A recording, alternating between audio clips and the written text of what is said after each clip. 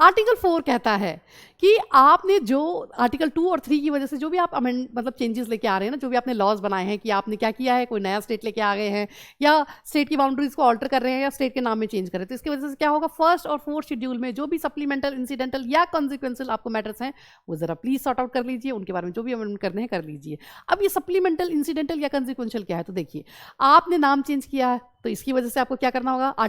First schedule में change करना होगा, तो सप्लीमेंट्री हो गया ना। और इंसिडेंटल क्यों हुआ ये, क्योंकि आपने कुछ चेंज किया है, इसकी वजह से कुछ चेंज करना है, लाइक जैसे कि आपकी राज्यसभा की सीट्स में आपका कुछ चेंज आ सकता है, तो इसलिए आपको फोर्थ शेड्यूल में चेंज करना चाहिए। तो इसी तरह से वो कह रहे हैं कि जो भी चेंजेस करने हैं आप कर दें। और वहीं ये जो चेंजेस कर रहे हैं ना आप, ये अमेंडमेंट अंडर आर्टिकल 368 नहीं आएगा। क्यों? क्योंकि अंडर आर्टिकल 368 जो अमेंडमेंट होता है वो स्पेशल मेजोरिटी से होता है, और आपने यहाँ देखा है कि ये काम तो बिल्कुल पार्लियामेंट इजीली सिंपल मेजोरिटी से कर रही है, तो इसीलिए ये अमेंडमेंट के अंदर नहीं आएगा। तो चलिए जरा देख लेते हैं आपका कॉन्स्टिट्यूशन क्या कहता है। तो आपका कॉन्स्टिट्यूशन कहता है, laws made under article 2 and 3 to provide for the amendment of the first and the fourth schedule and supplemental, incidental and consequential matters. तो फर्स्ट क्लॉज में कहा है, any law refer to in article 2 और article 3, कि कोई भी law जो है जो रेफर करता है आर्टिकल 2 और आर्टिकल 3 को, shall contain such provision for the amendment of first schedule. उसमें क्या प्रोविजंस हैं कि आपको अमेंडमेंट करना होगा फर्स्ट शेड्यूल में और फोर्थ शेड्यूल में, क्योंकि फर्स्ट में आपको नाम लिखना होगा और फोर्थ में राज्यसभा की सीटों में देखना होगा।